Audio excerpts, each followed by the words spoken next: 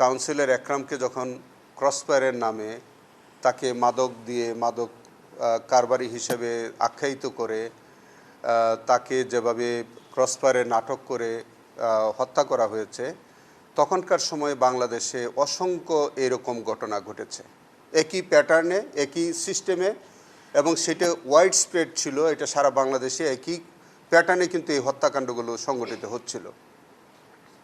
এই হত্যাকাণ্ডগুলোর পিছনে রাষ্ট্রীয় পৃষ্ঠপোষকতা ছিল, তৎকালীন সরকার প্রধানের ইচ্ছা অনিচ্ছা ছিল, এবং এমনকি যে তখনকার সরকার প্রধানের যদি নিজের দলেরও কোনো ব্যক্তি তার মতের বাইরে যেত, তাকেও কিন্তু একই প্যাটার্নে একই সিস্টেমে এনে তাকেও হয় গুম করা হতো, তুলে নিয়ে যেত, ফোর্স এনফোর্সমেন্ট ডিজেপিআর করতো, অথবা তাকে ক্রসফায়ারের নামে মেরে ফেলে দিত, এরকম হতো। এবং কাউন্সিলর একরাম হত্যা মামলাটা কিন্তু এরকমই একটা ওয়াইড স্প্রেড এবং সিস্টেমেটিক অফেন্সের একটা পার্ট অফ অফেন্স। তো সেই কারণে এটা অ্যাবসলিউটলি কাউন্সিলর একরামুল হত্যা মামলাটি আমাদের এই ট্রাইব্যুনালে বিচার্য, সকল বিচার বিশ্লেষণে তাই মনে হয়েছে।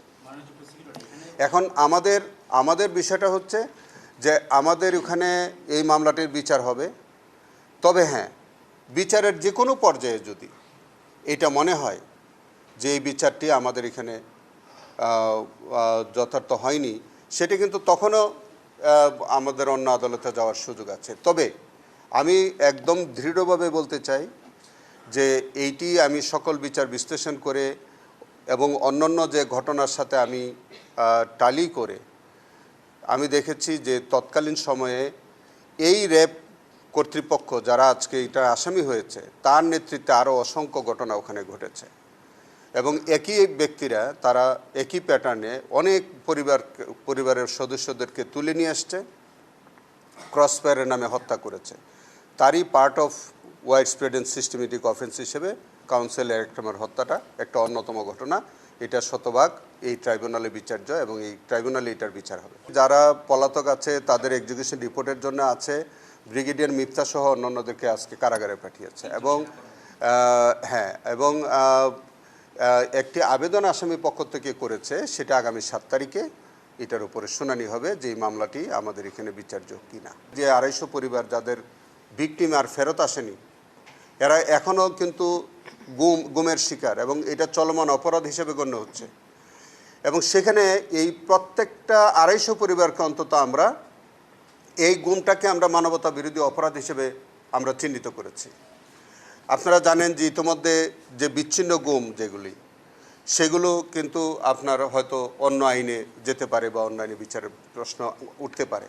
কিন্তু আমাদের এখানে যারা আছেন, বিশেষ করে আজকে মায়ের ডেকের ব্যানারে যারা আসছেন, প্রত্যেক এই সমস্ত ঘটনাগুলো কিন্তু ওয়াইড স্প্রেড এবং সিস্টেমেটিকভাবে হয়েছে, একই প্যাটার্নে হয়েছে, এবং সবগুলোর ভিকটিমের সদস্যদেরকে কিন্তু এখন পর্যন্ত পাওয়া যায়নি।